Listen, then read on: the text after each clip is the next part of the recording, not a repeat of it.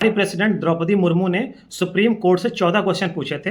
उसमें पहला क्वेश्चन ये था कि जब कोई बिल गवर्नर के पास आता है तो गवर्नर के पास कौन कौन से संवैधानिक विकल्प होते हैं।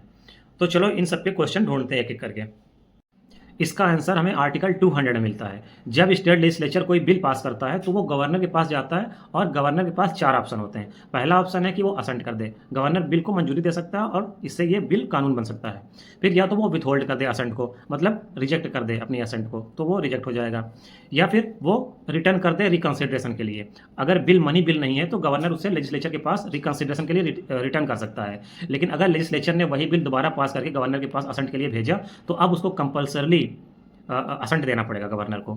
या फिर गवर्नर क्या कर सकता है कि उस बिल को रिजर्व कर सकता है प्रेसिडेंट के लिए।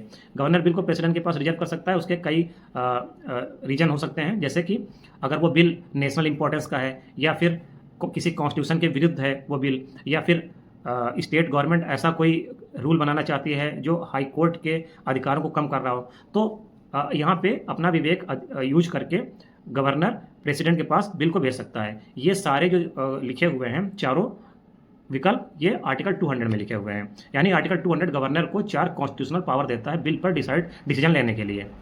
इसके बाद आर्टिकल 201 में लिखा हुआ है बिल जो रिजर्व है प्रेसिडेंट के लिए। अब प्रेसिडेंट उस पर क्या क्या करेगा। प्रेसिडेंट उसको असेंट दे सकता है तो वो लॉ बन जाएगा, या फिर प्रेसिडेंट उसको रिजेक्ट कर सकता है यानी कि विथहोल्ड कर सकता है अपनी असेंट को, या फिर प्रेसिडेंट रिटर्न कर सकता है रिकंसिडरेशन के लिए असेंबली में। लेकिन गवर्नर में हमने पढ़ा था कि अगर गवर्नर रिकंसिडरेशन के लिए लेजिस्लेचर में उसको वापस कर देता है, तो अगर लेजिस्लेचर दोबारा पास करके गवर्नर को भेजती है तो गवर्नर को कंपल्सरली उस पर साइन करना होता है। लेकिन अगर यहाँ पर प्रेसिडेंट उसको रिटर्न कर देता है और असेंबली दोबारा प्रेसिडेंट के पास भेजती है तो प्रेसिडेंट के ऊपर ऐसी कोई कंपल्सन नहीं है। प्रेसिडेंट चाहे तो साइन कर भी सकता है यानी कि असेंट दे भी सकता है, और ना चाहे तो असेंट नहीं भी दे सकता है।